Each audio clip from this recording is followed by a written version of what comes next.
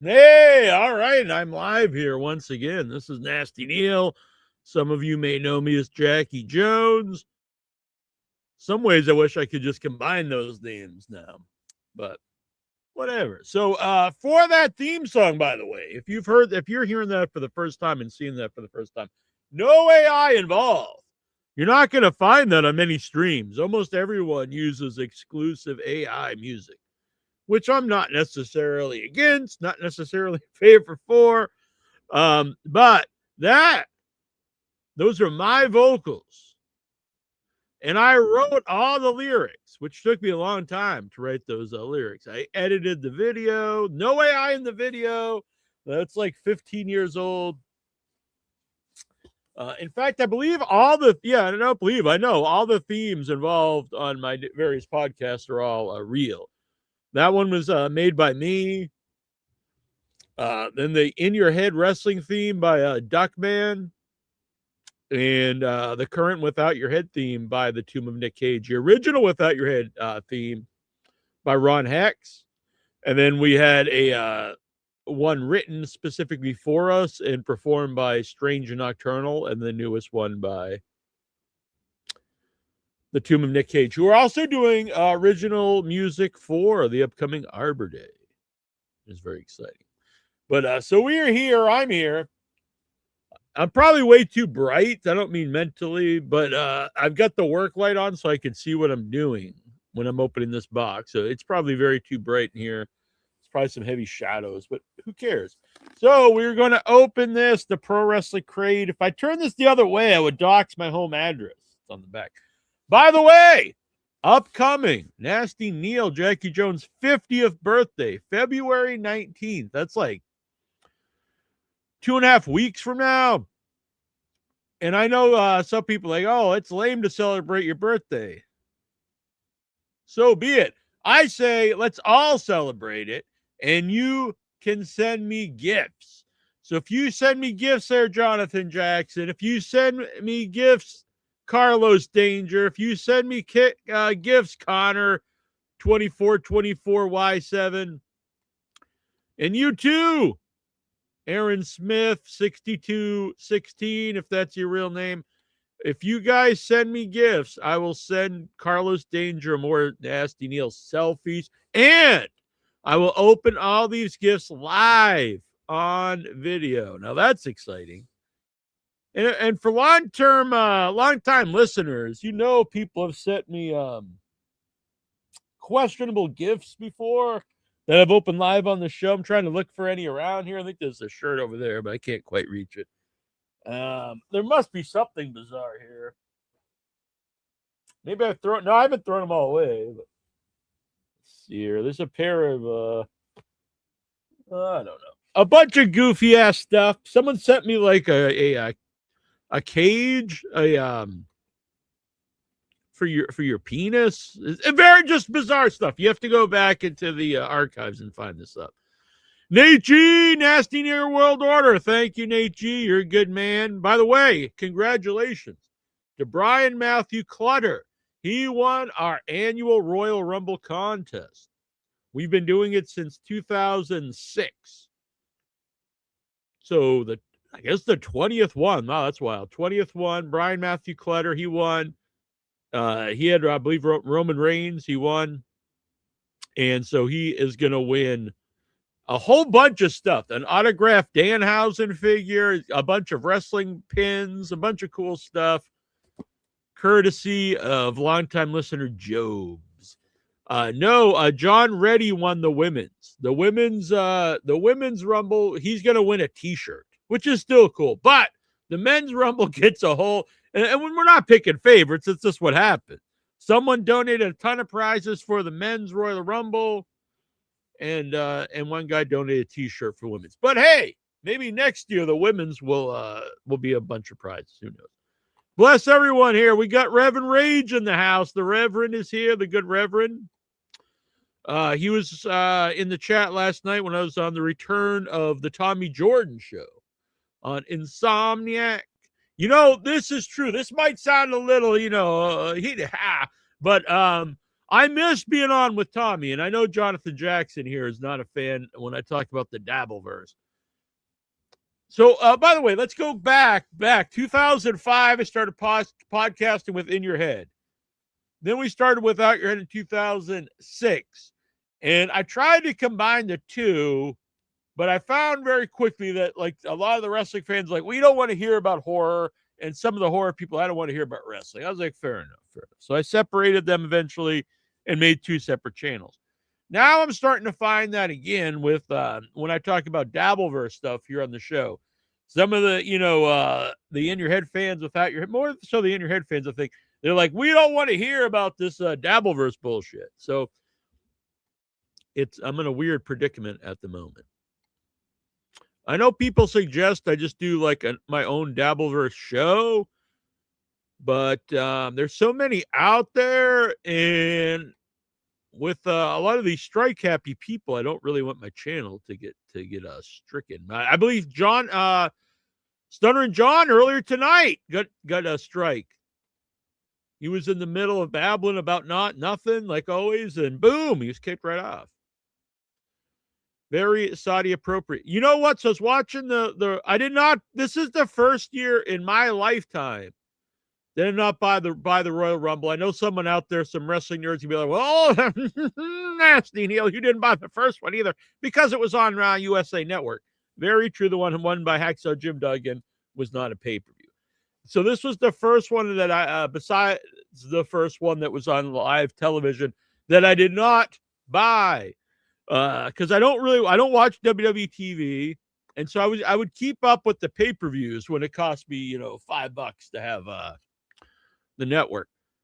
But do I want to spend $30 for ESPN Plus? No, I don't. And I might have just bought the Rumble this year, but it's from Saudi Arabia, and I don't really want to. I don't want to put any money in that. And I've done something I'm very against, and that is I may or may not have watched the Royal Rumble on one of those shady websites, which I do not condone, so I was a bad man. But it was a little, so I also had no sound on the stream I was watching, and it was a little hard for me to know in the women's Royal Rumble who was who, because they were all in like full body suits, because in Saudi Arabia, like, no skin. I'm surprised they let them show like their eyes and their face, but you can't show like any skin. So all the women were from like head to their neck in bodysuits. And so, sometimes I'm like, who is that? Like, because it like, there's like 8 blondes in all black bodysuits. I'm like, I don't remember who was who here. And, then there's, some other people in red bodysuits, but primarily it was, just a bunch of women in full bodysuits, and I had no sound, so I didn't know what the commentator's saying. I stand by this. I stand by this sentiment, Mr. Nate G. I tried. ESPN wouldn't give me the option to get the package for the Rumble. Oh, well, fuck that. Yeah, screw that. Yeah, I don't want to buy just the. I don't know. I don't. I used to be a big sports guy. I don't really watch a lot of sports anymore. So like, there's no real opinion. There's no real reason to for me to get ESPN Plus. You should condone that. ESPN is asked. Yeah, I'm more like condoning it for the Saudi Arabia connection. And plus, I did notice like the arena was almost I wouldn't say empty, but it was like 80% empty during the women's rumble. And then even the rest of the show was like seemed like 50% like full. It's not a good sign for the rumble for WrestleMania. I've heard people saying like they're giving these great deals. Conan and Disco Inferno, like they're giving these great deals for people who want to travel to Saudi Arabia. I mean, come on, get real. Is anybody out there like really thinking I'm going to take my family to Saudi Arabia to go to WrestleMania? I mean, seriously. If you have like if you have even if it's just you, are you really going to do that? But if you have a family, like used to be a family thing. You go to WrestleMania. I went to 2 WrestleManias with my family when I was what was it, WrestleMania 11 and 13. So I was I don't know, 93 or something. I don't know, 14 or 15 years old. And with my family, it was me, my mom, my uncle, my brother. And we went and and then we went to WrestleMania together as a family. But you couldn't do that today, for one thing, because they cost like 10 grand a ticket. But who the hell's going to be like, yeah, let's pack up and fly to Saudi Arabia? You don't want your wife in Saudi Arabia. If you have daughters, do you want them walking around Saudi Arabia? I mean, come on. Get your head out of your ass. I know you guys are just a lot of the podcast guys just are going to kiss the WWE's ass no matter what. But come on, think a little bit. No one's flying to Saudi Arabia to see wrestling. Ugly Pock Scarred Ghoul, $4.99. Thank you for the $5. I do appreciate it. It helps support the channel. And my hair trimmer broke, so I need a new hair trimmer. If anyone wants to super chat tonight or super tip, the new super tip is up here. And I believe I have voices. I think I just have like the basic voices, but down the road, I would like to maybe incorporate some horror voices, maybe the Jackie Jones voice, Nasty Neal voice, maybe some wrestling voices. I don't know. We'll figure it out. Neal, opinion on the no talent hack, Julie Egar and the effeminate Lady K agreeing to settle with Stuttering John. No more John talk in case dismissed. Is that really what happened? I know they were talking. They said like they're gonna get away from John. Was it because of this? Now, I could see it being because of this, but them not saying it. Because it's a lot of hassle. It's a lot of money to go to court. It's a hassle to worry about getting a strike constantly, and you got to move to Rumble or do like an hour on YouTube. I'm not aware if they actually came out and said this. My opinion would, from what I saw, I don't think they did. I think I don't even know. I don't know if Carl said anything on this. I don't watch Who Are These Podcasts really. Nothing against it. I just don't. It's just not my deal. I don't watch a ton of Shuli, but I do. I'm in the chat every once in a while watching it. And what I saw, they said that they were just getting away from John. I think they spun it like they just don't want to talk about him anymore. Which I could understand that, but the timing is very strange. So I need to dig deeper into this. I need to if someone has a link or whatever where they outright say that, I'd be interested. But the thing is, this is why people don't sue like big companies or because if you're stuck in a lawsuit with even if you think you're going to win, it costs a lot of money. You go through a lot of money. So come on, Neal. Most wrestling fans don't have wives or children.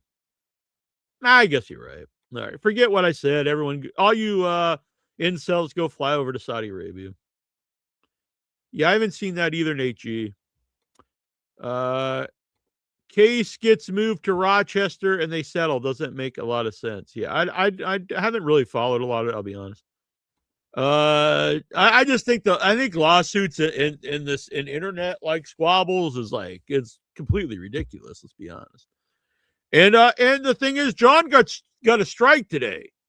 Normally, I'd be like, that sucks. No matter what you think of Stuttering John, I'm against striking channels. But the man is strike happy. He's striking everybody, and he's gloating about it. He's happy about it. He's striking people live on the show. So what goes around comes around. If you're gonna strike people, you cannot get upset if it comes back. Gina Bobina, hey, Gina. She's just a spicy meatball. Hey, I'm a fan of Gina Bobina. She's a nice young lady. The offer's out there. I will go to Atlantic City if Gina Bobina is there. Look at this. The Wendy's diet. My picks won my guy. There you go. The Wendy's diet. That's probably a good diet. Just to eat Baconators every meal. I think you'll get very healthy, lose a lot of weight. John's lawyer. Yeah, that was funny too. I don't know who posted. Maybe Mumbling. Is it Mumbling J or whatever? And they posted. They've been posting, which I'm not really for, but I can't deny it's funny. They're posting like old emails, and one of them was Stuttering John was like he was let me find this because he's like emailing looking for jobs. This was probably like 20 years ago, and he was like looking for writing gigs. Here, I found it actually. Oh, the post is unavailable. Damn, whoever, they deleted the post, unfortunately, so I can't read the original post. But yeah, it's Muttering John, and it was an email, and it was like if you hear. So first of all, put this in your mind.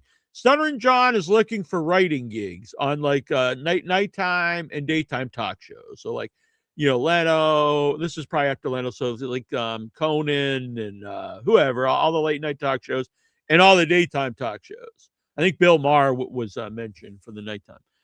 And first of all, it's like a 5 sentences, but with just commas. So it's like this giant run-on sentence, no capitalizations in CBS or anything like that. Not even, I don't think even capitalizes I, doesn't capitalize any names.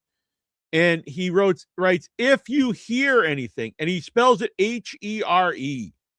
And look, I'm not one who's gonna, I'm not the grammar police or anything like that, a grammar Nazi. But if your email, a professional email about being a writer, and you're using the wrong form of here, and you don't know how to make proper sentences, you don't have any sentence structure, and everything's not capitalized, like that's probably not a good look. Look, I don't know for sure, but I would say it's not a good look. Gina Bobina, hey, Gina, are you full-blooded Italian? I'm only half. So I like Hank Hill, like Henry Hill. I can never be a made man. Hank Hill probably can't be either. Chobo, Rumble's picks are doing good and everything. He won a lot of money tonight. Hell yeah, do it up, Chobo. All right. So I'm going to open this, I'm going to open this Pro Wrestling Crate. I kind of feel like it's a letdown now. Like we're talking about Stuttering John, and now we're going to open a Wrestling Crate. But you're free to send in questions or comments, and I will answer them here. I'm going to try to do more live streaming. I enjoy it. I have a plethora of horror movie people that will come on, so do horror movie guests. I'm not against venturing out and doing a Dabbleverse show, but I'm a little wary about the idea. All right, and by the way, so my pal Tommy and Werewolf of Sicily, they've been popping up on Without Your Head every once in a while, and so then there's like a movement with some people like, well, you gotta get your host, my co-host, Terrible Troy and AJ, but they're really like trying to get Tara, my friend Tara, onto the Dabbleverse. And I'm trying to protect Tara. She's a good girl. She's innocent, and I don't want her corrupted by the Dabbleverse. But I mean, she's her own person. She has free will, so I mean, she can do what she wants. Let's see here, Gina Bobine. I'm full Sicilian. All right. So I have to keep on her good side, or I'll come up missing. I'll have like some concrete boots. Be some guy at the door say, "Hey, you don't treat my my niece too good there." All right, here. So how this works is you get this every 2 months. It's almost like Christmas in a box. You get 2 T-shirts, which I'll open last, an autograph photo, a button, a pin, enamel pin, and a micro brawler, which is a little mini figure. All that's fun. You don't know who you're going to get, and then some extra stuff. So let's see what's in here. And you can also get like limited stuff. I've got some of the limited stuff, limited to 100 or whatever. So first up this is one of the extra bonuses, is a Young Buck sticker. That's very cute. It kind of looks like me and Jonathan Jackson together. Yeah, it was no Jericho in the Rumble. There was I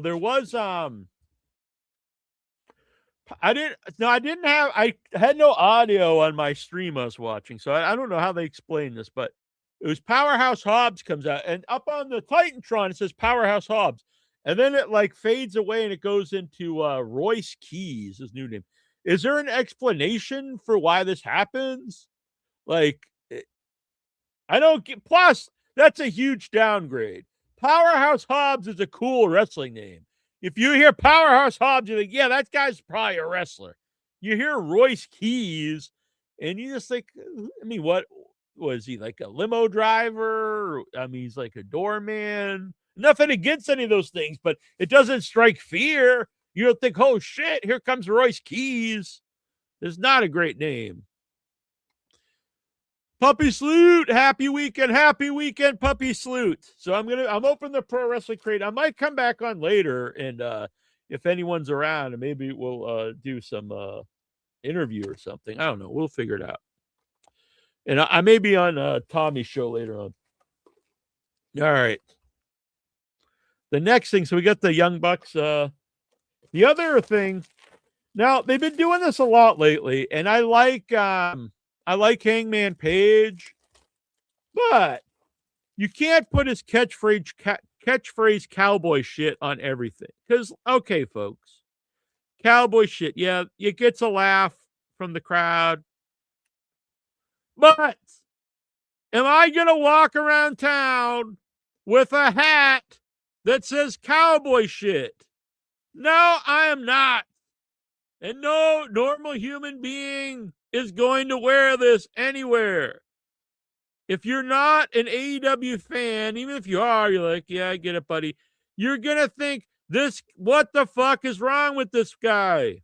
What the hell does that mean? His head, right across his forehead is cowboy shit.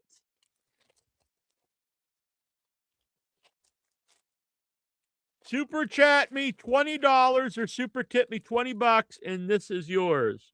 Does anyone want the cowboy shit hat for $20?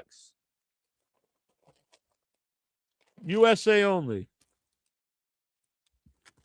$20, and it's yours. We're going to auction it off right here on the show. You can send in a question, too, if you want, about stuttering. Whatever. I'll answer anything. I'm not like some of these folks. You super tip them, and they I'm not reading that. I'll read whatever it is. What else you got to sell back there? Well, yeah, I'm just gonna start selling stuff here. It's gonna be like QVC or something.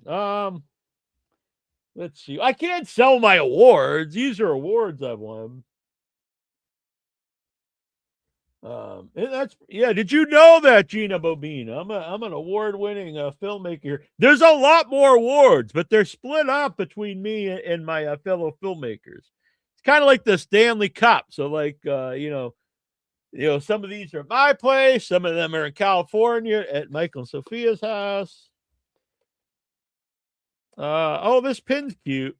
We got a timeless Tony Storm. That's very cute. Very retro throwback. I like that pin. I'm going to keep that. This one's not for sale. This one's not for sale. By the way, Gina, what are you trying to buy?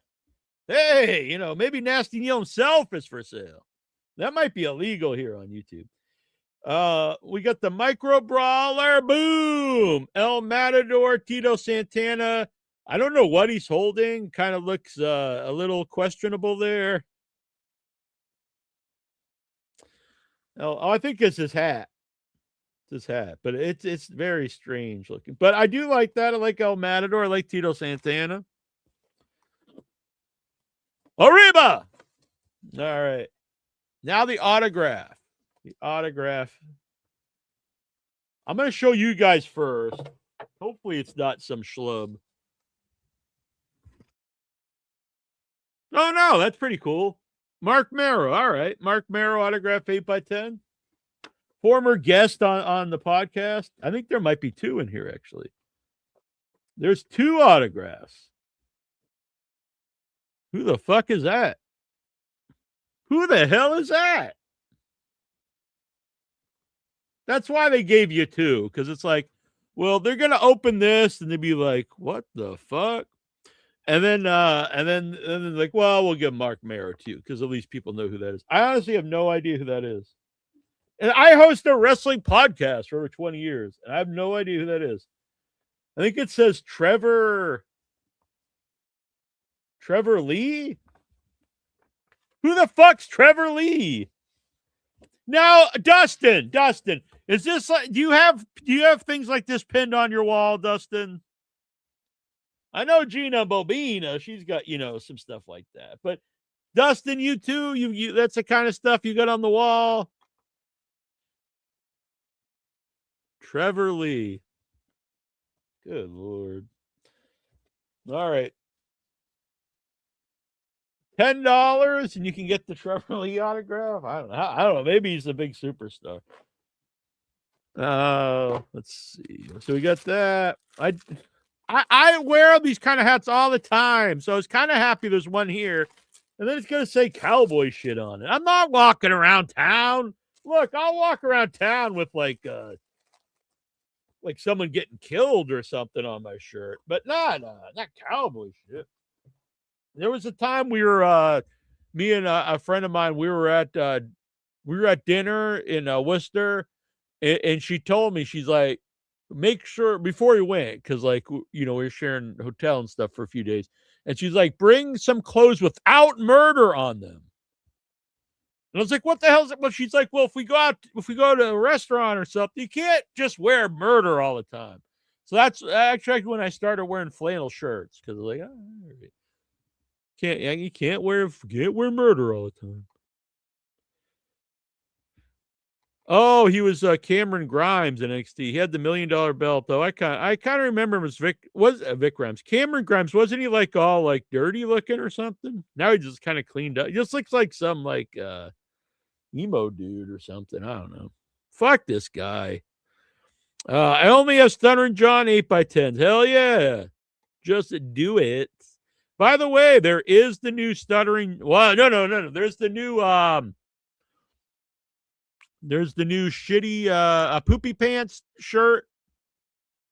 So did you guys know about this? So I made all right. So real quick, the backstory is Stuttering John, shits his pants on live on his show. Defecates himself. He just stops mid-show. He turns his head. He's an older guy, so accidents happen. Shits his pants. Gets up. He turns off the camera for a little while to clean himself up. 3 minutes later, he comes back. Good as new.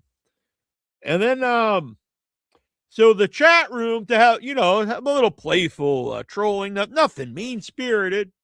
led by my good personal friend Vagina Wrinkle, she starts putting up the little poopy, little poop, and then the jeans emoji. So it's poopy pants. She starts this, it takes off. And so, for the fun little deal for all of my chat room friends and the Dabbleverse, I make the poopy pants shirt.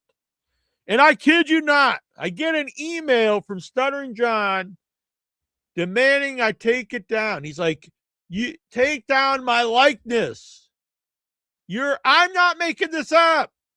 He saw an emoji of poop and jeans with poop stains, and he's like, "That is my likeness, and take this down." If I would just say that without the email, you just think, come on, man, he's not that dumb. There's no way he's actively saying that his likeness is literal shit, or it's a cute shit. It's emoji. Like, come on, that's just that's beyond belief. Like, he's not that dumb. I mean, come on, man. Nasty Neal, what are you talking about? But it's true. He literally sent me this email. And so I offered to send him a free one. And then, then he got mad. And then he goes on his live show, because then he's emailed me, he called me dickhead and all this stuff.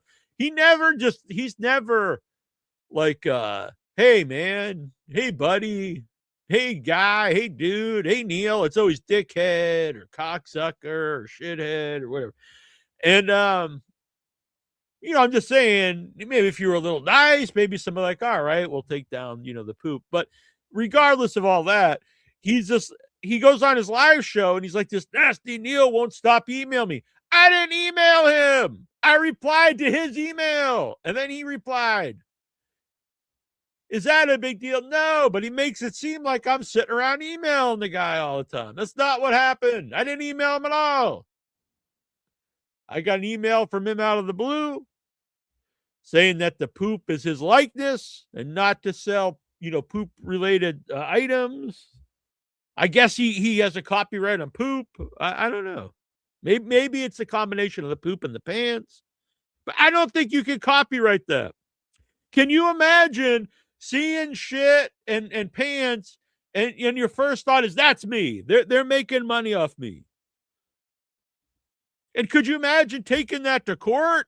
You're like, Your Honor, clearly that shit is me. That is my likeness. How can this nasty Neal make money off this face?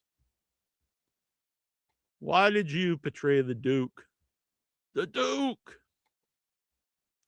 Oh my God. I'm not, Jackson started getting in on this now too. The Judas. You know what this is going to happen? If I'm going to hear this all the time, I might as well just live up to it. And I will stab Keanu in the back.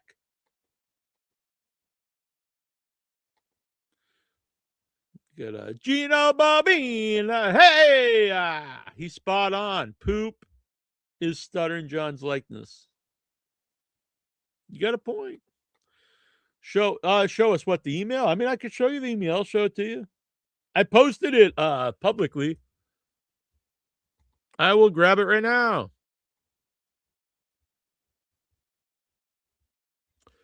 Where the hell is it? I post a lot of nonsense here, but this is the important stuff. All right, let's grab it here.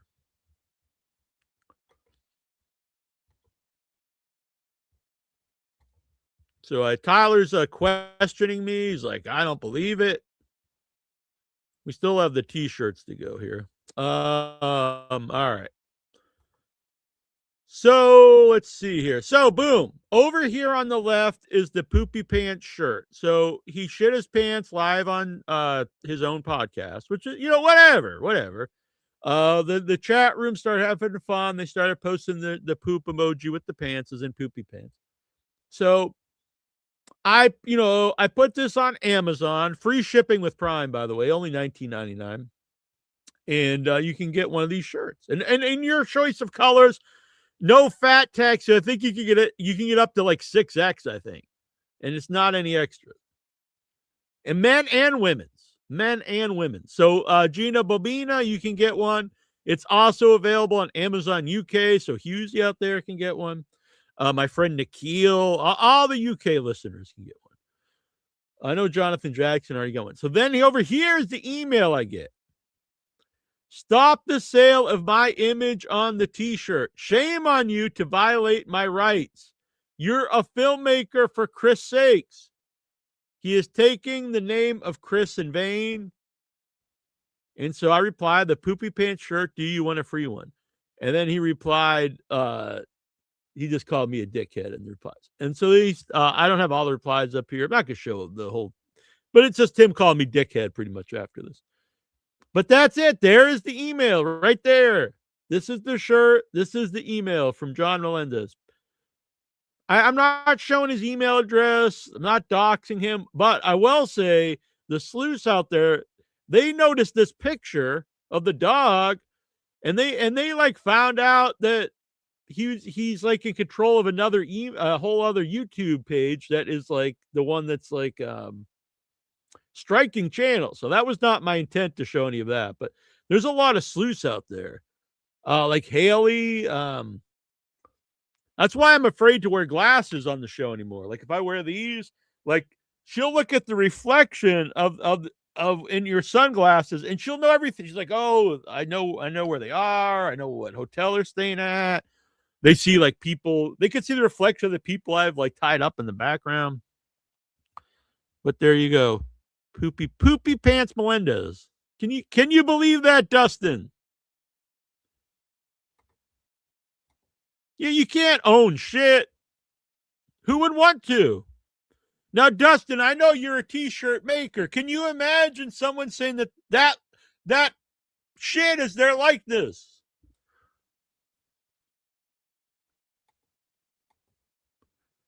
Just you can't make it up. Legion of Skanks buried Stuttering John. Oh, damn. Well, I mean, I'll send Stuttering John the link. He owns a right to poopy pants emoji, maybe. In fact, I even made my own just because I didn't want to reuse just like the MSN or whoever, the Google emoji. So I made my own. That's why I put the little angry face on there. Somebody asked me, why is the poop angry? I'm like, well, if you shit your pants, you're going to be happy. Look, me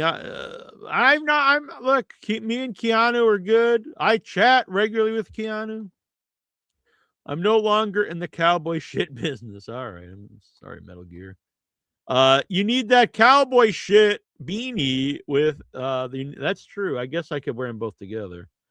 So if you are buying that shirt and you want the cowboy shit hat, I will sell it for the low price of $20. What is the backstory here? I know you're like Josh and stuff, but I still don't even know. Like, how have I supposedly stabbed Keanu in the back?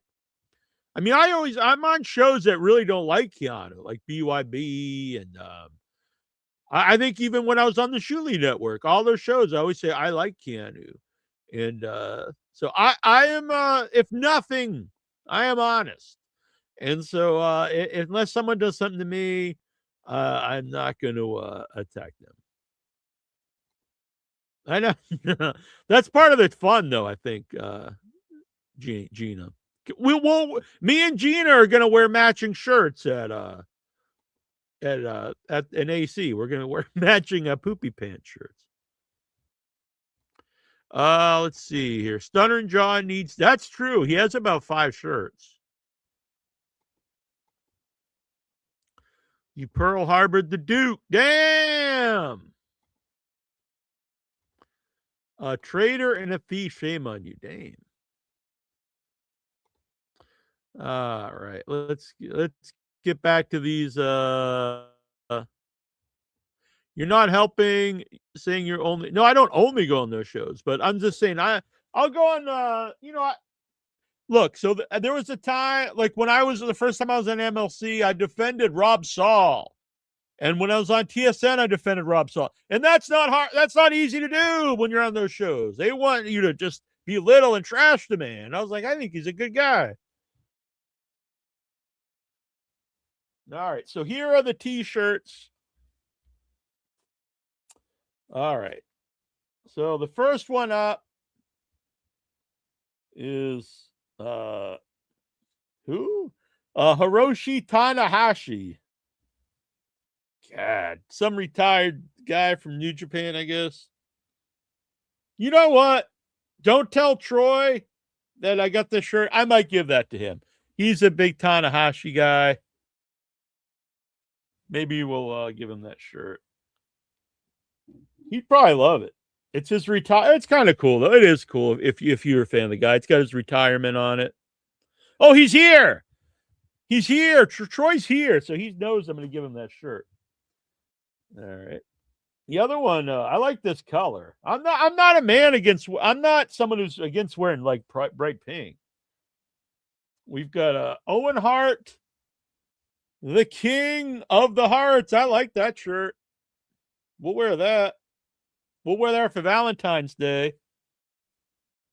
And then on the back, what does it say on the back? Owen Hart, enough is enough. And it's time for a change. All right, very cool. We like that. All right, those are cool. Very cool. That was a cool package, honestly. I didn't know the one autograph, but they threw in a Mark Merrow one. The cowboy shit hat. Come on, folks. I'm not wearing cowboy shit on my head. The hell do you think I am? I'll wear. Oh, by the way, so I was at the supermarket today. And so I was wearing, yeah, I'm sure you guys have seen me wear it. I have three or four different color ones, but I was wearing the red weirdo hat. It says weirdo across the front. And this old dude comes up to me, and he seems very nice. He's in the produce aisle, I was buying some yellow squash.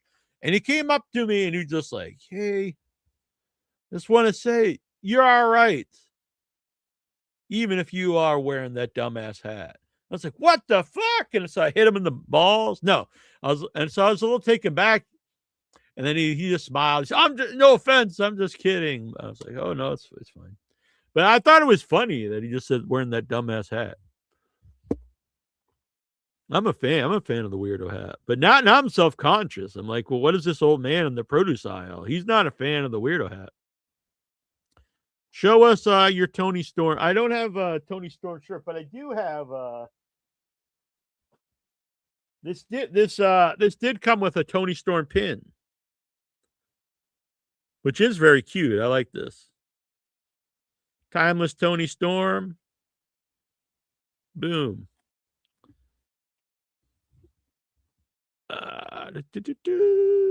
Boom. All right. Well, thank you guys. That was the Pro Wrestling Crate for the this month. It used to come every month. Now it's a bi-monthly. That means every 2 months. I love that pin. Yeah, the pin is very cool. I liked it myself. So I think later tonight I may be on the Tommy Jordan show. I'm not really sure. We'll find out. It all depends if he's live or not. I also I may go live later tonight if anyone wants on to talk about it. So I get movies all the time. That's not a brag or nothing, but like here's like 3 new movies that I got sent. All kinds of crazy ass movies. Violent New Breed. This is shot on video movie. We got Ozone, the Attack of the Mutant Rednecks. We've got a Garden of Love. This is a German horror film.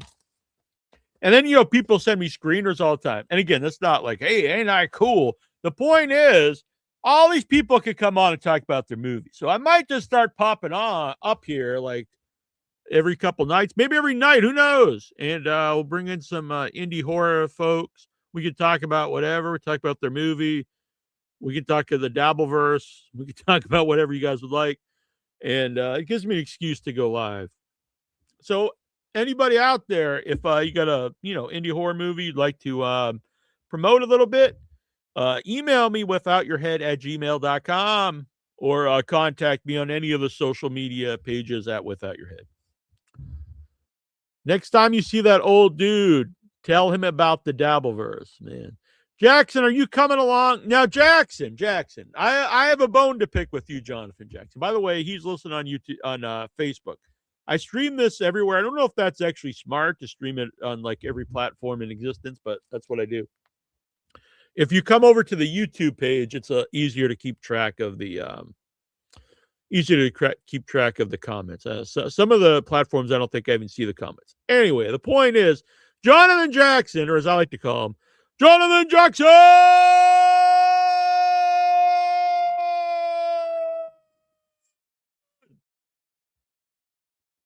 Now, for years, he was just like, he was all about the AI, and I resisted. I was like, fuck AI, Jonathan Jackson.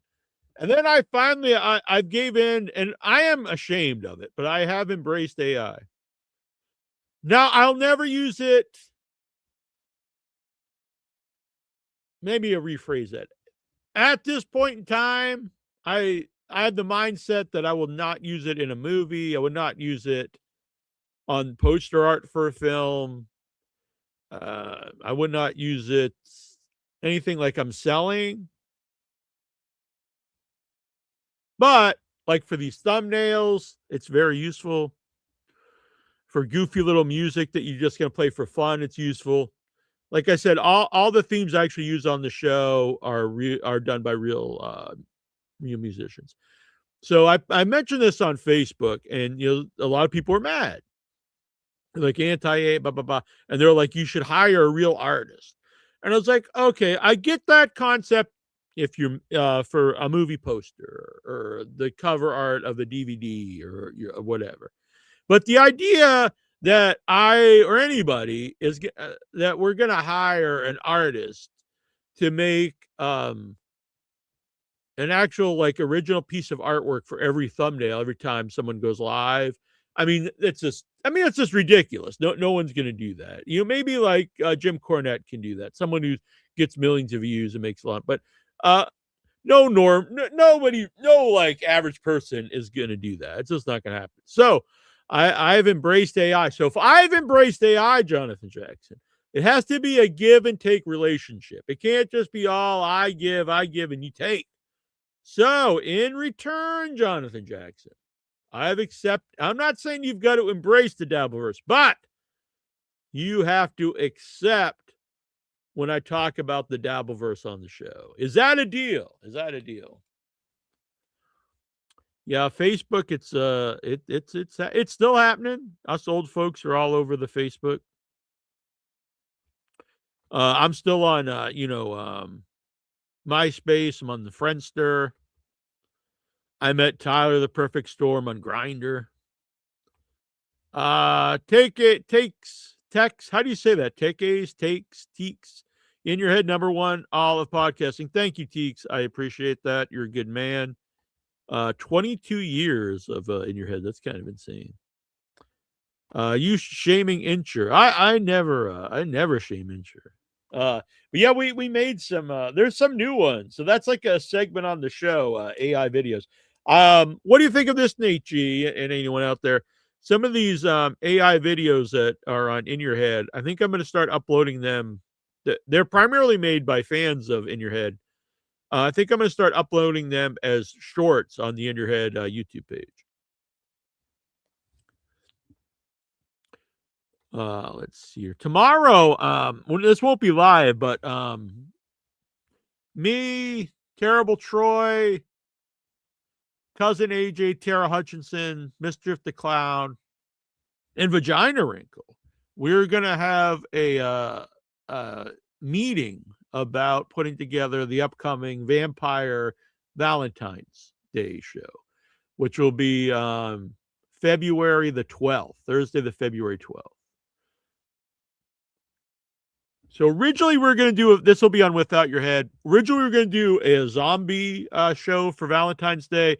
I'm not really sure what my mind, why I thought I don't know why we're going to do zombie. The only thing I could think of is it was going to be necrophilia related, like necronelia. I don't know. So it was brought to my attention that probably vampires is more fitting. Plus, you got the alliteration vampire Valentine, so they all right.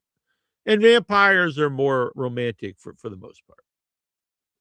So we're gonna do a vampire show for Valentine's Day. I know we're all gonna dress as vampires, and we'll do trivia. But we're gonna get together and nail this out, or hammer it out, not nail it out, hammer it out. and we're gonna think we're gonna put together some ideas. We're also there's also some other things coming up for Without Your Head. So I can't say too much, but I know there's a lot of artistic people out there. They're doing drawing and stuff. So anybody out there who's into any of the shows I'm on or whatever, if you are interested in being part of an upcoming comic book idea, hit me up. We may have a role for you. Now, I have to be honest, it will not be paid, but you'll get plugs and it'll be cool. I mean, we're not going to get paid for it either. I mean, if eventually down the road it turns into something that does make money, we'd share with everybody, but it's more of a labor of love at the moment. I don't want to talk too much about it. We're having meetings about it tomorrow. So, yeah, we actually have meetings. People might not know that. Production meetings. We put together ideas for the show. You are missing Tony Storm, dude. I'm not sure what you're talking about. I mean, I'm a big fan of Tony Storm. Is she like on TV right now or something? You could have done a zombie lumberjack Valentine's theme. That's pretty cool. Yeah, I've been getting that lately that I look like a lumberjack because I've been wearing the flannels. It's because it's fucking cold. And so either wear the flannel or like a hoodie or something. I do kind of like the look of the flannel more, but plus I'm just so manly. I'm a very manly guy, very ruggedly handsome is that's how Gino Babina puts it. Vampire show. Exactly. Vampire show. Let's see. Thomas, what is this? Thomas Thumpo is on Collision. I'll be honest, I'm an AEW fan, but I don't really watch Collision. There's only so much time in the week to watch like wrestling. And it's like, do I want to watch like 40 hours of it's like a full-time job just to watch all the wrestling. So I primarily just watch Dynamite and then I watch the pay-per-views. Well, that's the thing. We're all going to have our own. So we're all going to have our own choices. This will be a spoiler. Twilight will not make my list. I've actually never seen Twilight. To be fair, maybe if I watched Twilight, I'd love it. I don't think I would, but who knows? Maybe I should give it a shot before that show. You know what? Maybe I should. Maybe I should watch. To be fair, maybe I should watch Twilight before the Vampire show. There are now. I am, for the most part, more into the dastardly vampires and more like monstrous vampires. But even a lot of those do have romantic elements. Even Nosferatu. I mean, at the end of the day, that's what he's doing all this for, is for that lady. But things like Interview with a Vampire, there's a lot of romance in that, and I'm a big fan. Not a huge fan of True Blood. I'm not a big fan of Dracula in general, to be honest. I know people say, how can you like Nosferatu and not Dracula? Both based on the same source material. I get it, but I like the Nosferatu look better, where he's more horrific, more monstrous. Do you like Blade vampires? That's a good. The first one I like a lot. I think is it the third one's really bad. The one with Triple H. Before AEW was TNA. Oh, tonight? Or you just mean like it existed? Yeah, I haven't watched the new. I haven't watched. I used to watch TNA all the time. From its inception until I don't know. I think it was Aces and Eights when I stopped watching it. Like I really didn't. I think once the Hogan era started, and I'm not anti Hulk Hogan, but like I really thought the show. Because what happened was Hogan comes in and they push all these like has-been guys, and they have like Val Venus and the Nasty Boys, and they're like beating like the TNA guys. So it's like you spend years being invested in all these TNA guys and girls, and then like, oh yeah, but all these old has-been dudes are way better.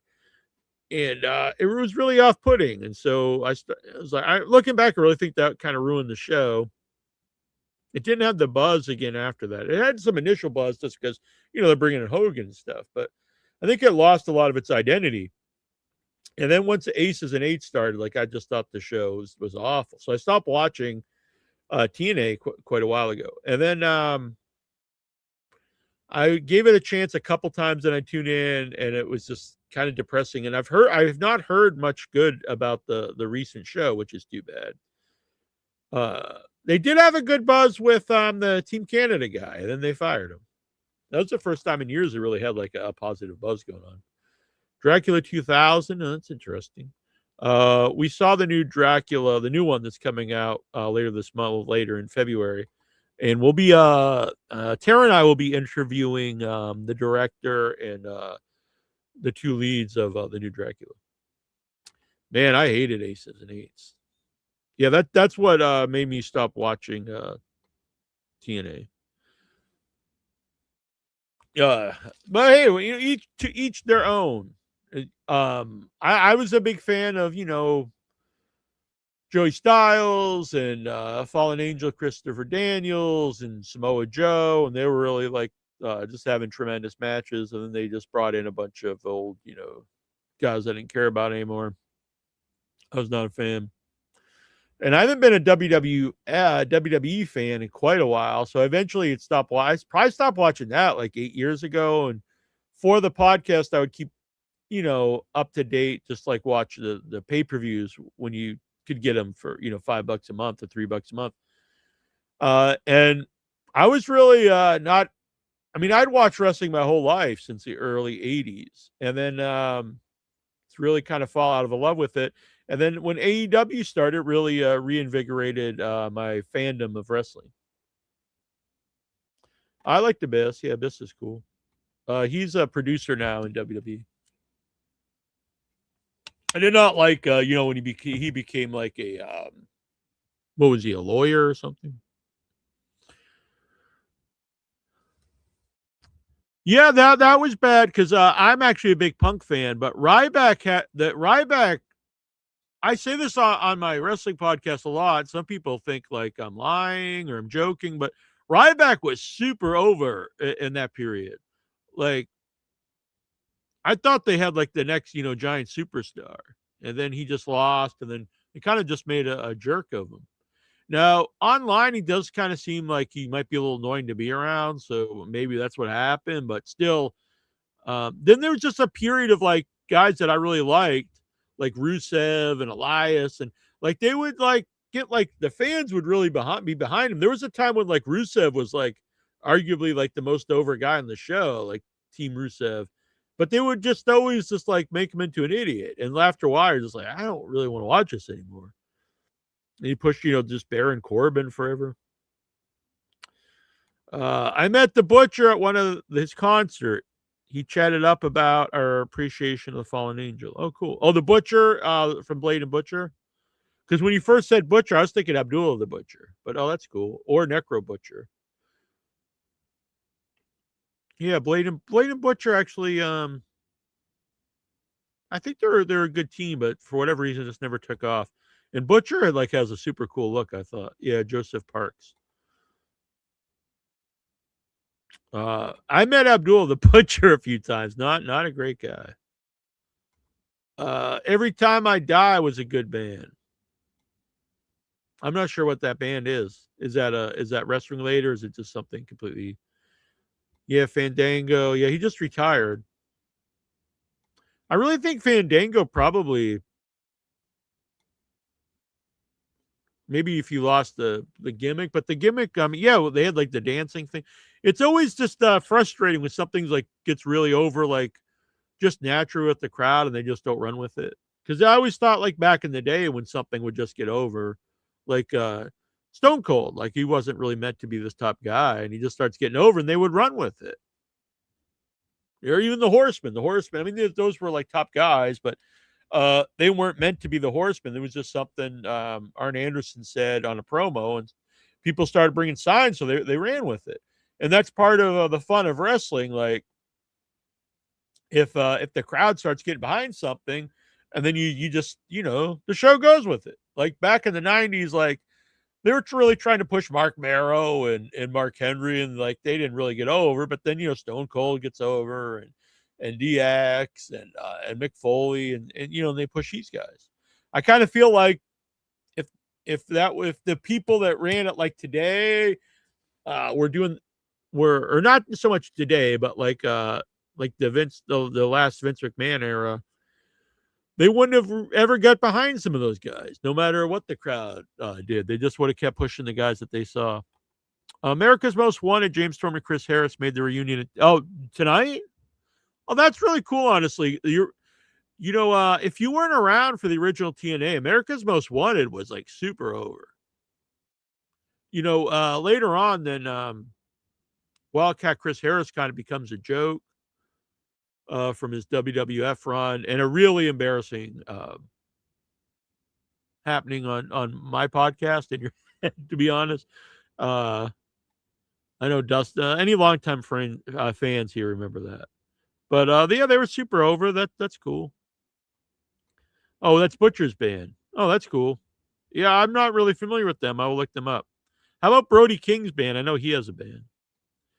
Have you ever watched the Warrior Show where they gave bands pep talks? I've not watched that. Was that the Ultimate Warrior Show?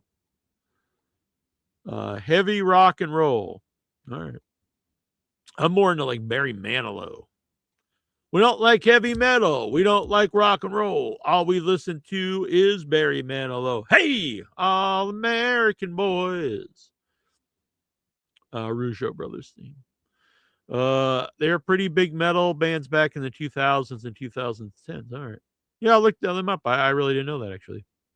I'm surprised they've never incorporated that into his wrestling character. I don't know how you do it, but I don't know. Try it anyway. Because he, for whatever reason, Blade and Butcher just never really got over. And I thought they were talented guys. They had good matches, cool look. I really always liked Butcher's look. I liked it when he used to wear the monocle and stuff. Yeah, I was never a huge DX fan, but I was a huge NWO fan, for sure. That era, I know everyone talks about Monday at Wars, obviously, but that area, NWO, then I was a big ECW fan too. So like the eras that really stick out to me is that, and even in the, a lot of times I was not a big WWF fan that I think about. Like there's people I liked, but like in the 80s, I was really not a Hulk Hogan fan. I preferred NWA's, like grittier. Even as a kid, I liked that better. And I was more of a Piper guy, or way more than a Piper. That was my favorite guy, Piper. And then in the 90s, I preferred, Nitro and the NWO. But I still watched WWE. It wasn't like I thought it was god awful or something like this last before Triple H took over. I really thought that last McMahon like era was really bad, and I think it's pretty boring now, honestly. Beer Money was the best. He likes beer, and I like the money. Yeah, there was a good team though, and Bobby Roode like was so over in NXT, and it never. I was just saying never translated on the main roster, but I think it was more they just never really got behind it. That's another guy who'd put it in with like a lot of those guys. It would be frustrating. Like, man, this guy's so over and just don't do anything with him. Jonathan Jackson is a big fan of Braden Walker. That's true. It's true. There's a great clip on IYH Wrestling of a Braden Walker incident. It's pretty legendary amongst In Your Head fans. Raven feud with the Sandman from ECW TNA. Yeah, a huge fan of Raven and the Sandman. Sandman's a guy very limited in the ring, but just so much charisma, like it didn't matter. And Raven, kind of the total package, really. Like a really good wrestler, great talker, cool look. I've heard really good things about his new documentary. I've not watched it, actually, though. I should watch that. Maybe we can get him on the show. He's been on he was on the my wrestling podcast years ago, but he was sick, so it was kind of short. But then I did a fun in-person video interview with him at a horror movie convention. Sorry about your damn luck. Exactly. I'm a fan of Kathy Lee, the Bear Cat. I don't think that's Kathy Lee. Ravens Flock in WCW is great. Perry Saturn scared me as a kid. Yeah, I was a big fan of the Flock. Oh, that's one of Goldberg's best matches, Raven and Goldberg, where they incorporate all the cool bumps with the Flock. Hit the like button, subscribe, send in a super chat if you like. You don't have to. Help support the channel. I also do super tip. It's up here in the corner. Sandman had Tony Storm in his pod. He got her so high she couldn't speak. That's pretty awesome. You've never had Sandman on. I've had a lot of the ECW guys. I don't know if you know that, Tyler, but like, New Jack's been on, Todd Gordon. I mean, God, I don't know. Just Devon Dudley, Chubby Dudley, Joel Gertner, RVD a couple times. Went to ECW house show post WWE acquisition. Got doused by Sandman. It was pure awesome. Yeah, I never got to see a live ECW show. We were gonna go see during the dying days of ECW. We didn't know it was dying at the time, and it was coming to I think it was Plymouth near me, and the show got canceled because right before the whole show, even before the whole company went under. I never. I've been to Revere since Revere Greyhound Park. Like I think that's where the incident there, not the New Jack. What do they call it? Mass transit incident took place. But I was not there for ECW. Wish I would have been there. But we did go for Dragon Gate USA. Did some shows there. It's kind of a dump, but it was had a cool atmosphere for wrestling. New Jack was very real in wrestling, aside Sabu. Yeah, I'm a big New Jack fan. We had New Jack on several times, and for people who don't know this, he's on a rap track for an album that I produced, Duckman for Presidente, and they kept a little bit of me in it. You can hear me at the end because the guy that was putting it together, he's like. You just sounded like the whitest man in the world, and I thought it was funny. So he kept a little bit of me talking to New Jack in the song. But New Jack was really cool to me. It's very weird though. There was times like he legit would like say he wanted to kill me in messages and emails stuff, and then other times he would just have a great time on the show. I genuinely think he was like bipolar, like he could snap. But very fun. There was I have a bunch of clips. I should clip a lot more of the shows and post around. But so there's a clip of him talking about the mass transit incident. But there's one time he was on, I think he actually he called into the show a couple times, and he also called into the horror show. And so he called into one time where I was interviewing a horror actress, and he just talking about, I saw this white woman was on here. And I was like, oh my God. But so he called in when we had George South on, who's people don't know George South was a job guy in NWA in the 80s. Great worker though. Like had him and Ric Flair. Like Ric Flair really liked him and had like a long competitive match with him on Saturday night once. And he helped train like Flair's kids. He helped train Ricky Steamboat's kid. Like people really respect George South. He still wrestles today, and he's a very religious guy. And so New Jack called in, and he just starts telling this story about Brian Knobs. And it's about Knobs. Knobs didn't just moon him. He sent him a photo where he mooned him, and he spread his ass cheeks open. Like, I don't know who does that. I don't know. Is that, do you think like if you bend over and spread your ass cheeks open and take a picture, that's really like, I don't think that's getting one over on the other guy. I think that makes you look a little, sus. Like you're offering yourself up or something. And so New Jack was telling us on the show, he's like, hey, send me this. And like, he's got this really big asshole. And then George South is super religious. So it's very strange and awkward. But then he texted me the photo. And then later it went viral. I think you can look it up now. But at the time, only he had it because Knobs had sent it to New Jack, and then New Jack sent it to me. And I did not leak it out. I'm sure New Jack didn't just start to send it to everybody. But it was strange. He had a very he had like a gaping butthole. I don't know why you'd send that picture to anybody. Goldberg, Steiners are my favorite. When the Steiner brothers were in their prime, I think that was some of the best matches I'd ever seen.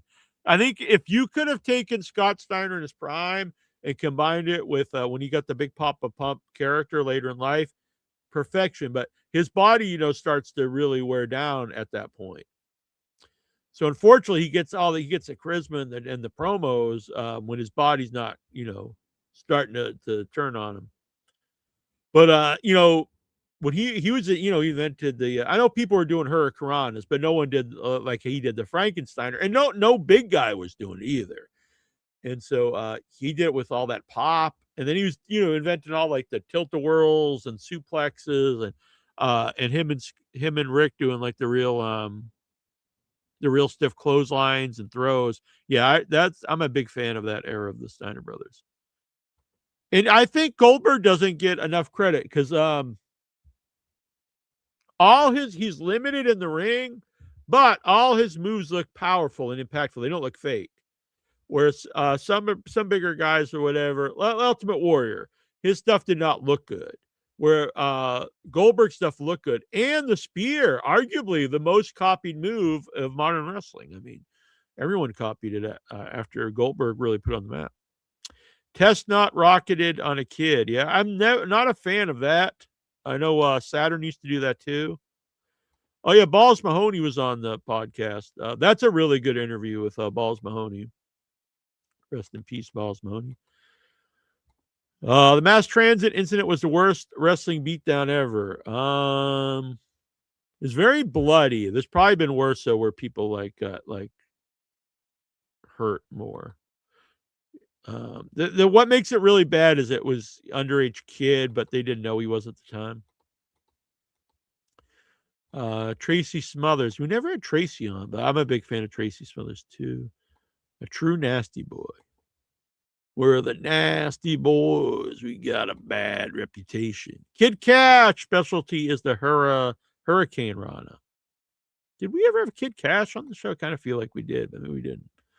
My favorite wrestler was Razor Ramon, which we did have Razor Ramon on the show twice. Huge fan of Razor Ramon. Another guy that really he had it all: size, charisma, wrestling ability, promo, look.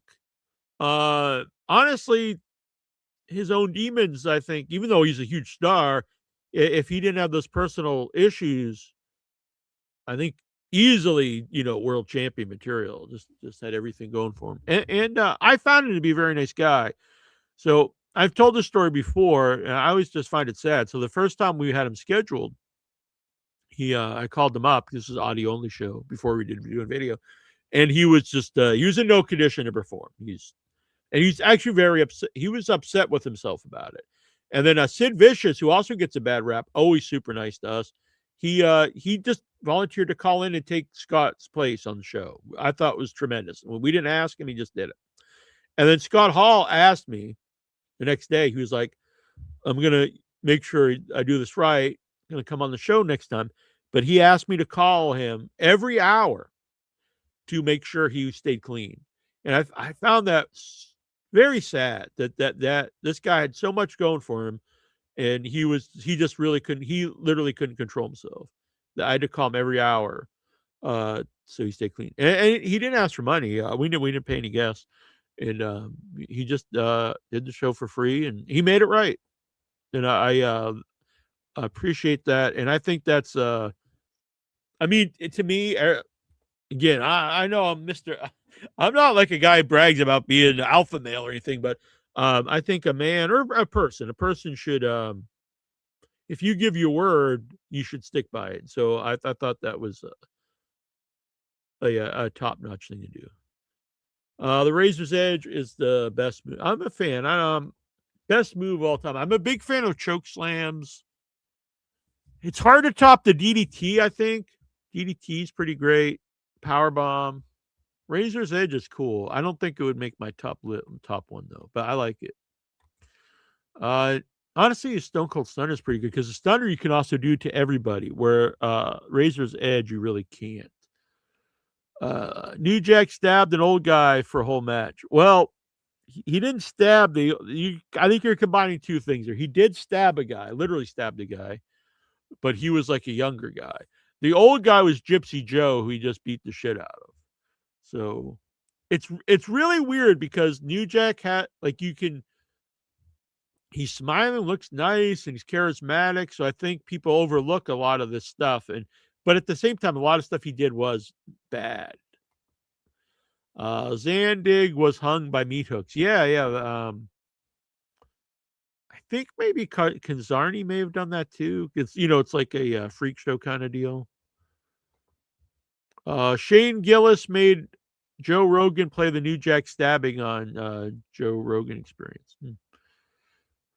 Yeah, there's a lot of clips, and there's go back, Nate, in the archives. There's I believe there's 3 New Jack interviews. All of them are good, but I know a couple of them were better than one of them, but I can't remember which one. The Click held him back. He should have jobbed. No, I don't agree with that. Because that didn't hurt Razor Ramon at all. That was Razor Ramon doing the right thing to instantly make somebody out of the 1, 2, 3 Kid. So I would say that as a huge compliment to a Razor Ramon, because in no way, shape, or form did that hurt Razor Ramon as a character. Alabama Slamma. Yeah, that's pretty cool. But I'm still going DDT. Hurricane had the best choke slam. He did, honestly. He had a really good choke slam. That's another guy that I think they could have really went all the way with. At the time, I think, his size, and there's always this thing in wrestling where like their comedy doesn't equal money, funny doesn't equal money. But I don't think that's really true. I think it's just an old saying, and then people just go with it.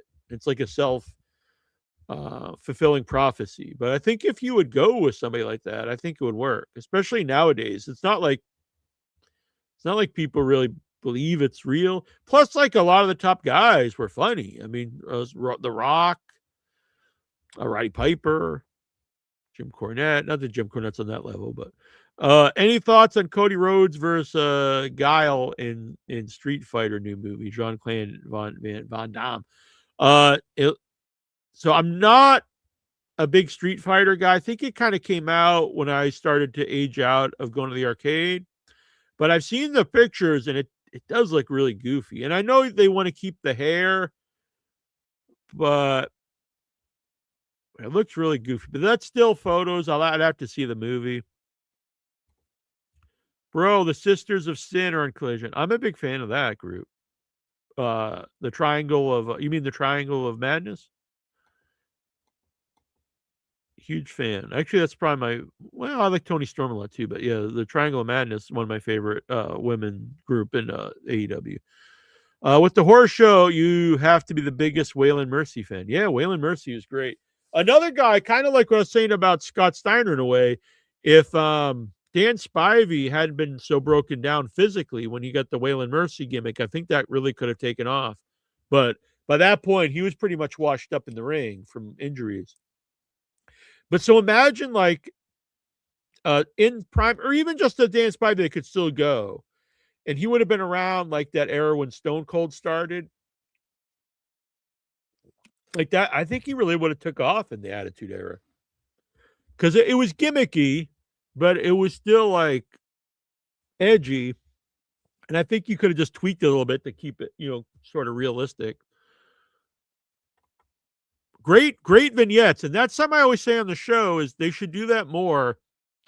Like, I'm an AEW fan, but so often they just bring people in and they just expect you to know who they are. And a lot of the people I don't know, and unless you follow, every other promotion in New Japan, you don't know who these guys are. But if you would do vignettes like the Waylon Mercy vignettes or the Razor Ramon vignettes, Mr. Perfect, even guys like Outback Jack, like, if you do those vignettes, then when the guy debuts, they're instantly connected to the crowd. So instead of someone just coming out cold, they're like, "Oh yeah, we've been seeing this guy for weeks. Let's see what's happening here."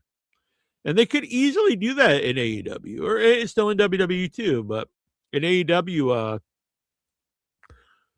just they don't have to be like 5 minutes. Do like these 30-second, 1 minute vignettes for like 2 or 3 weeks before whoever it is premiere debuts, and then like when they bring in guys like Josh Alexander and stuff, I don't really know anything about him, and they don't really do anything to like make me really care about the guy.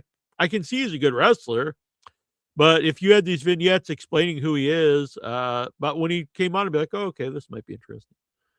Yeah, that's a good 2.2. Edge and Christian, very funny on promos. 5 second, no, no flash photography. 5 second pose. Dan Spivey was a pimp. Dan was going to be on the show. I remember I used to talk to him on Facebook, and then he asked me to set it up with his wife, and then his wife just never replied to me. So I should set up some more we used to do tons of wrestling interviews, but then something sort of like in the last maybe it kind of started about 10 years ago when like the wrestlers started doing their own podcast. And then after that, there's a few that would pay people to do their podcast, which is fine, whatever. But it really changed pro wrestling podcasts because then people expect to get paid, and I don't mean like $10; they want like $500. So people I've had on the show, like Buff Bagwell, then he wanted $500. I was like, dude, like I'm not paying you $500. So I just stopped really asking people, but I'm sure I could get some folks on. Like, for instance, I talked to Ahmed Johnson not too long ago, and he's interested in coming on the show, so that would be fun. But I should reach out to some people. I know on the Dabbleverse stuff, I primarily talk about Without Your Head, just because like I don't want to just like promote like everything I do in life. But so In Your Head's been around a long time. Lots of cool people been on. Razor Ramon, Scott Hall, Shawn Michaels, Mick Foley, Harley Race, Bobby the Brain Heenan, Sonny. I don't know, just tons of people. And the Harley Race interview was actually used on Vice, Dark Side of the Ring, the Harley Race interview, Harley Race episode. Let's see here. Man, the Wayland Mercy ones were amazing. Some remind me of those FMV horror games. So if you've never seen Cape Fear, the remake with De Niro, the Scorsese remake, Wayland Mercy's right out of that. It's like a copy of De Niro's character out of Cape Fear, which I'm not against. I mean, Razor Ramon started really as a copy of Scarface. Do a half a super chat steal. Yeah, that's actually not a bad idea. That's not a bad idea, honestly. Because I think if I promoted it and stuff, they'd probably get especially if we like the only way you're getting your question in for whoever, for Ahmed Johnson, is if you super chat. Now the thing is, we're probably going to get some dumbass super chats and some. So it would have to be someone who fits. Probably a lot of the wrestlers, especially like older wrestlers who I do prefer to interview, like wrestlers from the 70s, 80s, 90s, just because it's more what I grew up with, honestly. I do think a lot of the more modern wrestlers don't like to, for the most part, talk about like certain subjects. And I get it. So different worlds. So you don't want to put that stuff out there. Oh, Moxley's been on the show. Before Moxley went to WWE as what was he called in WWE? God, I forget now. Dean Ambrose. Before he was Dean Ambrose and he was John Moxley, I was a huge fan of his on the Indies. And so he was on the show twice. And I remember, I'd say this now because I don't think he'd mind, but I talked to, not like we were best friends or anything, but we would email a little bit. And he told me about he was living in his car in Florida to try to get into developmental because, wrestling was like his passion, his life. And it worked out because I remember when he signed, I don't think it was, what was it, Florida? I think it was FCW when he first signed. I don't think it was I don't think it was NXT. I think it was Florida Championship. Either way, he signed with developmental. And I was really happy for him. And then huge in NXT, huge in the Shield, world champ, and then perennial main event guy in NXT. I mean in AEW. So I'm happy for him. I always liked him a lot. The first show I saw him on was in person. It was Dragon Gate USA Bushido, I think, and he was in an I Quit match with I can never remember the guy's name, but he was a really big indie wrestler. He went on to be a writer for WWE, TNA, and AEW, and they just had an awesome match. And I always remember a spot they did with a screwdriver because I thought it was smart. So they did a spot where went to stab him with the screwdriver. He moves, and it goes into the turnbuckle, which I thought sold the idea that boom, it's this is a real screwdriver. And then they use it again later in the match, like in the dude's balls. He's shoving it in his balls. So and then he quits with the screwdriver in the nuts. But I thought it was a brutal match, but it was also like good psychology. It's like, oh, we know that that's a real screwdriver now because it pierced the turnbuckle. And now it's piercing the man's ball sack, which can't be good. I've never pierced my ball sack with a screwdriver, but I assume not good. Does Jim Cornette's been on the show too, actually. Metal Gear's Solid. I think just once, but I met Jim many times because we used to do an annual trip to NWA Legends Fan Fest as a press and spent a lot of time with Jim. Jim Cornette would destroy KB if they did it. Oh, yeah. 100%. Him and Tyler Black were both in FCW. Yeah, okay. Do you know who I'm talking about, Dustin, that he had a feud with on the Indies? I think God, what is his name? If Troy was here, he'd remember. Shit, he was a really big indie wrestler that never... he made it to the big leagues as a writer, but he never made it to WWE or TNA, or maybe he wrestled in TNA for a little bit. But it's interesting if you interview Garrett Bischoff. Yeah, he might come on, actually. Eric's been on the show way back in the day, 2006 or something. It was a voted interview of the year at the time for some pro wrestling awards. Funny equals no money. See, I don't agree because, I mean, you just throw out some guy. And I would argue at this whole point, actually. First of all, funny equals no money. Well, then okay, what about Edge and Christian? What about The Rock? What about Jim Cornette? What about Roddy Piper? And then you say, look at Colt Cabana. Is he The Rock? No. But Colt Cabana has made a lot of money in wrestling. And he made a lot of money in wrestling.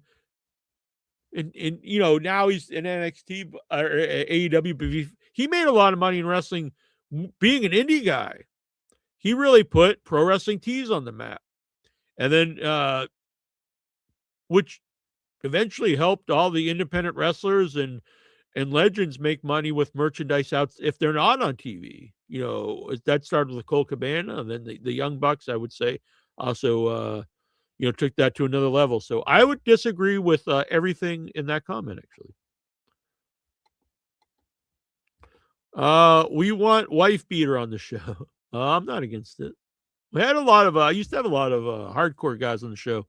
Corporal Robinson, Tyler, you may remember him. Madman Pondo's been on the show a few times. Violent J from ICP. God, who else? I don't think we never had Necro Butcher on. A lot of the XPW guys have been on, like Supreme. Angel, the hardcore homo. I'm a huge Dustin fan. I really think I think you could get one last main event run out of Dustin. He's in like the best physical shape he's ever been in, I think. Can still really go. And I think having him work with young guys is a smart idea because I'm not someone who hates modern wrestling like some of the older people. I enjoy it. But if you have someone from another generation who can help those guys put together the psychology of the match and give them like more of a foundation, I think that's a positive. So I'm a big proponent of Dustin Rhodes, and I think you could get a last main event. Like you could right now, if you could build a great feud with Dustin Rhodes and MJF. Now I don't think Dustin should beat MJF, but they could do promos. You have MJF just really go hard on him, which gets sympathy on Dustin. People would they would love to see that. You know, you build up to a pay-per-view, you have weeks of promos, and then people would be like, "Man, we want to see Dustin, beat MJF." And then he doesn't. And that's great heel heat. MJF, beating Dustin in probably his last shot at a world title. So yeah, I'm a big fan. If you could interview any wrestler, it would be if you could, would be Xander. Trying to think who anyone that never been on the show that I would really like on. Used to always be Roddy Piper, but I have interviewed Roddy Piper. To think about that. A lot of the old school guys that I loved, we've had on the show.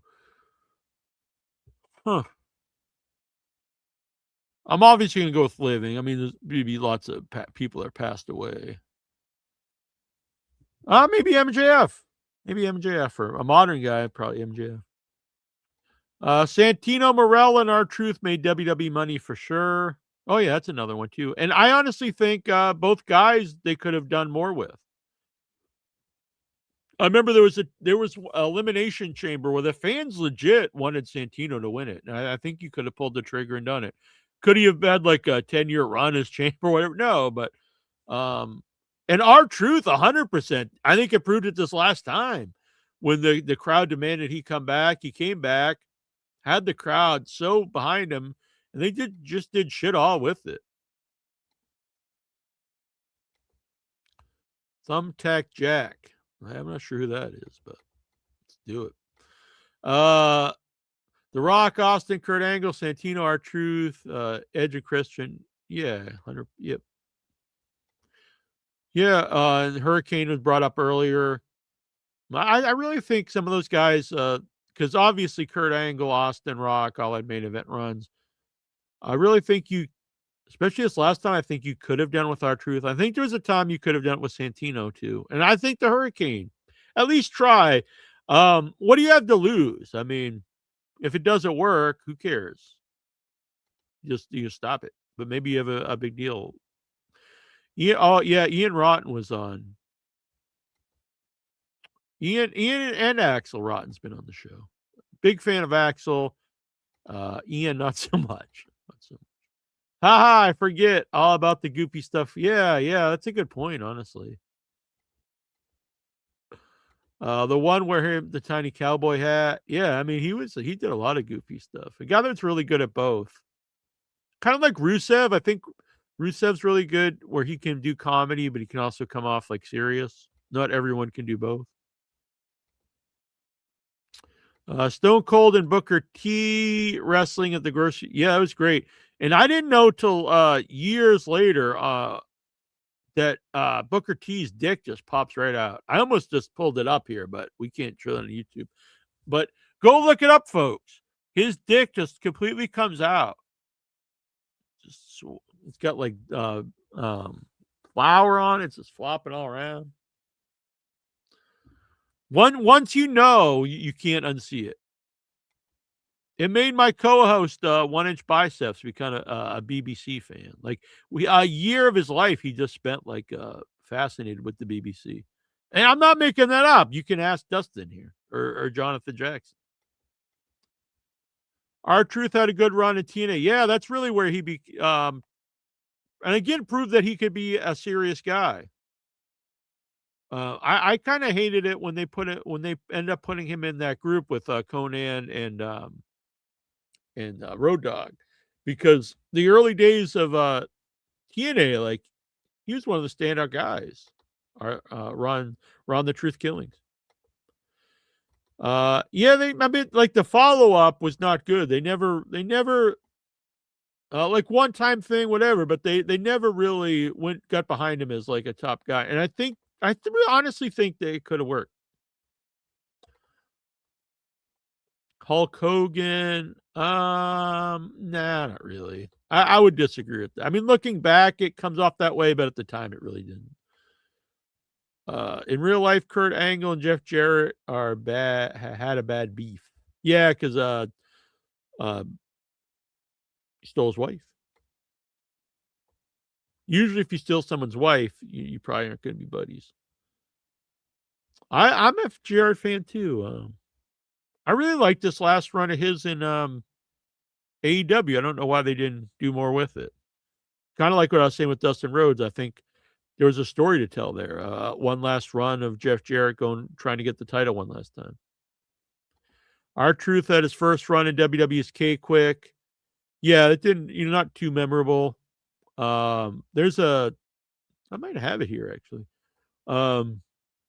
Yeah, I have it here. So here's a little video. This is Mo from Men on a Mission doing a freestyle rap on the show, followed by R-Truth doing a freestyle rap on the show. All right, this is Jack here at InYourHeadOnline.com. Only 2 people in the history of the website have had the guts to do live freestyle rap on the show, InYourHeadOnline.com. And now it is your chance, Headyverse, to decide the winner between the one and the only Oscar of Men on a Mission and Ron the Truth Killings, now known as R-Truth of the WWE. It's late at night. You should be in your bed, but instead you're listening to In Your Head. I've been in your head for just about an hour talking about the MOM power. So things like this, don't be misled. Wrestling you're listening to In Your Head. To describe my rhyme, the verb is blended. The noun is in your head and the adjective is blended. I'm on the mic, your body was filled with hype. The educated MC, the intellectual type. I'm the hip-hop king, the predator of rap. Little doubt, I'm the best, so buddy, give me some dap. I don't care if you're skinny or built for a chub. My rhymes are obligated, make you feel like a scrub, because I battle anybody with top choice grammar, set you up, beat you down like a 20-ton hammer. For all the biting MCs that have tried to bite my rhymes, how many have died? If you try to battle me, you will get fried. You trying to imitate my rhymes, probably to get tongue-tied. I'm not trying to criticize. Don't be misled. You can't kill the noise because it's already dead. For time is getting short, so I gotta break. Can't be everlasting. My controller, rap creators, rap champ. Boom. Now, I think R-Truth is great, but for me, I give it to Oscar because he did make it in your head specific. But that was very fun. Both those were just live on the show. So for people, I know a lot of the people here are, I know a lot of folks like Dustin and Jonathan Jackson, HG, they're regulars on In Your Head. Some other folks here like Gina Bobina, and some of the people know me from the Dabbleverse, some from Without Your Head. So the In Your Head show is live Tuesday nights at 9 p.m. Eastern. And it usually goes very long. It's usually like a 6-hour show. We take video calls, and so it's a fun time. I used to have both. I used to just have everything on one YouTube channel, but they're split up now. So there's In Your Head is the wrestling channel. Without Your Head is the horror channel. I'm not making a third one for Dabbleverse. We'll just do it wherever. R-Truth played a pimp in a movie called Blood Brothers. It was actually a good movie. I've not heard of that Metal Gear. I'll have to check that out. I don't know who's on this week, but next week will be our vampire show. So it's going to be me, Terrible Troy, Cousin AJ, Tara Hutchinson, Mischief the Clown, maybe some other surprises. And we're going to be doing the vampire show for Valentine's. So that's going to be a fun show. If you want a video in, we'll take video calls and do vampire trivia and stuff. But all I ask is you somehow dress like a vampire. Now, it doesn't have to be an elaborate cape and all. It can be if you want, but even some fangs, a little blood, anything to make you vampire-esque. Chillin'. Jeff Jarrett really put his heart into TNA even after his wife passed away. Only when Dixie Carter could control and Hogan. Yeah, that's what I was saying earlier. Was, for me, that's when I really lost interest, was the Hogan era. Global Force. Yeah, they were all about the gold. Jarrett's been on the show too. I know. I talked to him a few years ago about coming back, but that was before he went to AEW. I'm not sure if he's still affiliated with AEW. I should reach out to him again. Maybe we can get him back on. I talked about this, but I don't know. You guys do. I should do more interviews on the wrestling show. I do a ton on the horror show. Is Jonathan Jackson still here with us? Yeah, this Tuesday, I didn't talk. I talked some about the Rumble tonight, but Tuesday, me and Incher will review the Royal Rumble more in depth, and then we'll take video calls. So if people don't know, the wrestling show, we usually start, me and Incher talk about whatever happened in the week in the wrestling. We take video calls, talk. It's a lot of nonsense too, a bunch of foolishness, and then we show AI videos made by some of the fans. We ask questions sent in by the Headyverse, which are usually very inappropriate. And it's a silly, fun show, wrestling theme, but it goes all over the place. It's fun. And then Thursdays is Without Your Head, and we usually start with an interview, and then we also take video calls usually on that. Yeah, this week, Tommy's called in a couple times. So I think the Tommy Jordan. He's like slice of pizza. Will probably be like a regular caller on Without Your Head. So he's got to dress like a vampire though. Lucha Underground. Yeah, I was. We were fans of Lucha Underground too.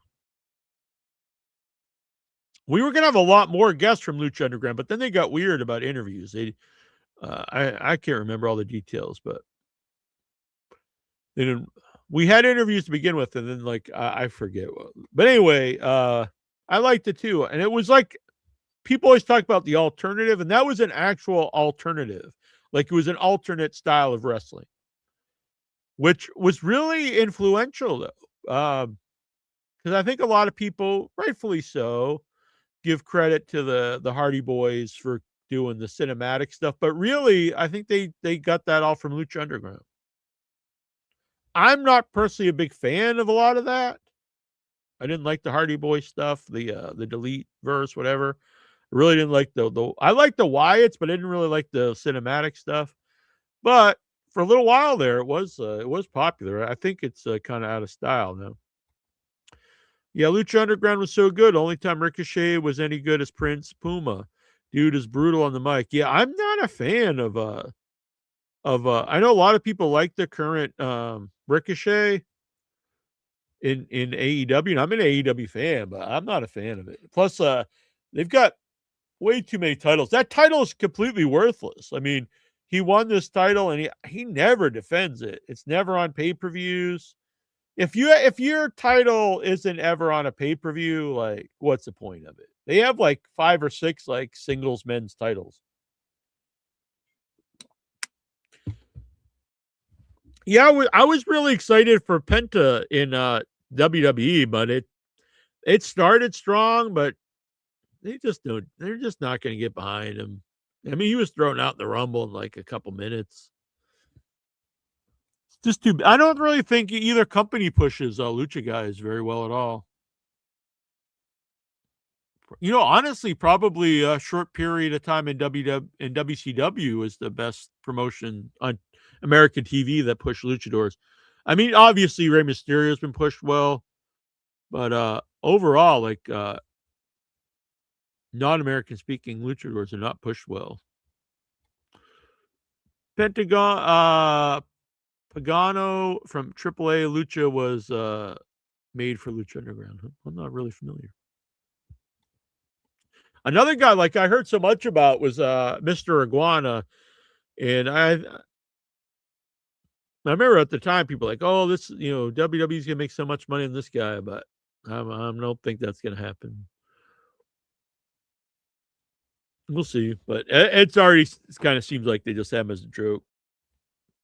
I mean, you can't take him too seriously, but barely see him when you do. It's not particularly good stuff. All right, so I'm going to take off here.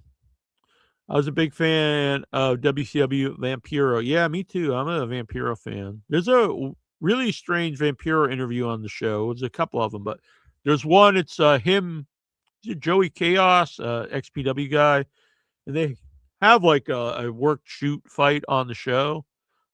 It's interesting though. You can check that out somewhere in the archives. All right, become a member. It starts only $3 a month on either channel. If you do the $10 tier on Without Your Head, you get IMDb producer credit, which you really do. There, I'm keeping it updated, and so for that whole month of the show, you'll get IMDb credit. I don't think really anyone else does that.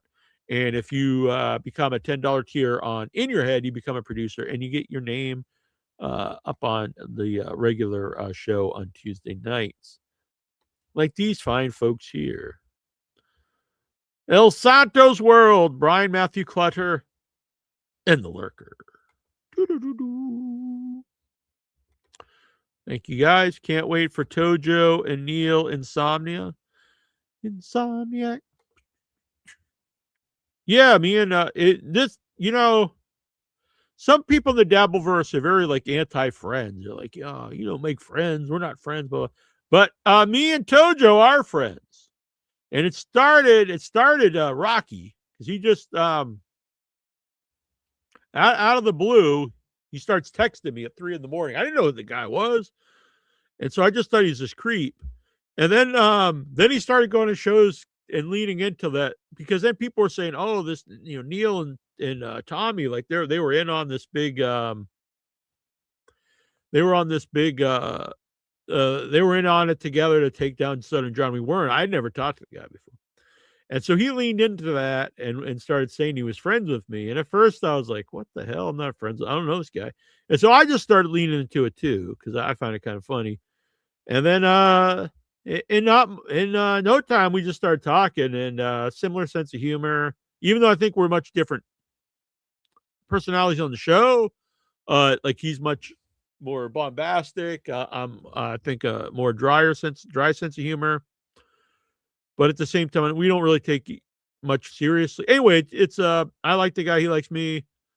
We're not in love, people. I mean, good Lord. But it's a good fit. I think it's a good time. So is he live tonight? I'm not really sure. Look, you never know with Tojo either. He might just pass out and go to sleep. But I'll say this. If he's on tonight, I will be on. If he is on tonight, I will be on. And I have complete control over his YouTube. So I don't need a link. I can just pop in. I could probably just go live off his. You know what? I think I can. I could just log in right now and go live off his channel. But I would not do that. I'm a very trustworthy guy. Yeah, I like him a lot. All right. So yeah, he'll pop on. He's been popping on Without Your Head too, so that's fun. Thank you. Let's see here. Thank you, Ugly Pot Mark Gould, for the $5. I appreciate it. It helps support the channel. I think we're gonna be making there's a lot of stuff we're gonna be doing in the future, but we're having production meeting tomorrow about some stuff to expand, like the because we have a big an active community on Facebook, but I realize that Facebook is kind of on the outs. So to expand,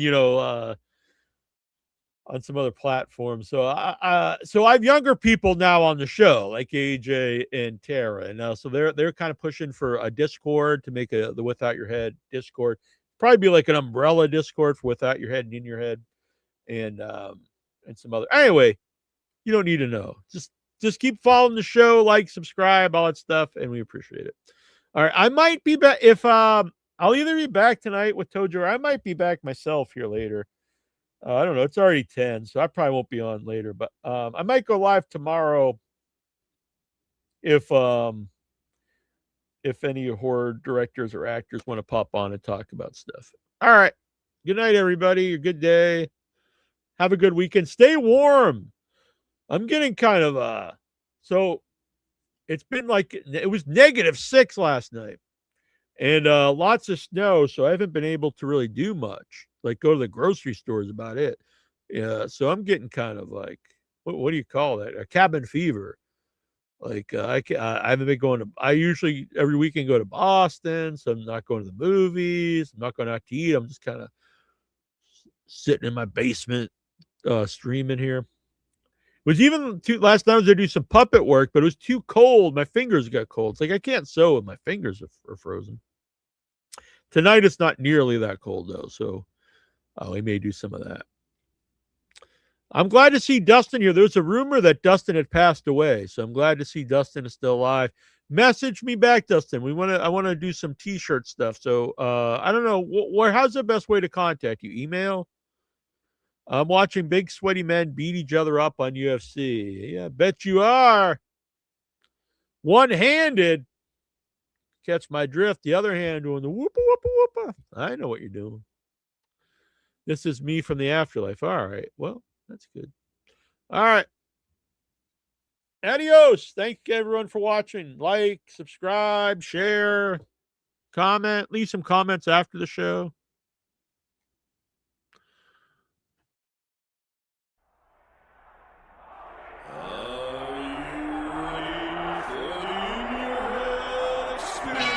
I have come here to chew bubblegum and kick ass. And I'm all out of bubblegum. If you want to be a wise guy, you can do it anyway. If you want to be a strong man, you can do it anyway. If you want to be an Indian chief, cowboy,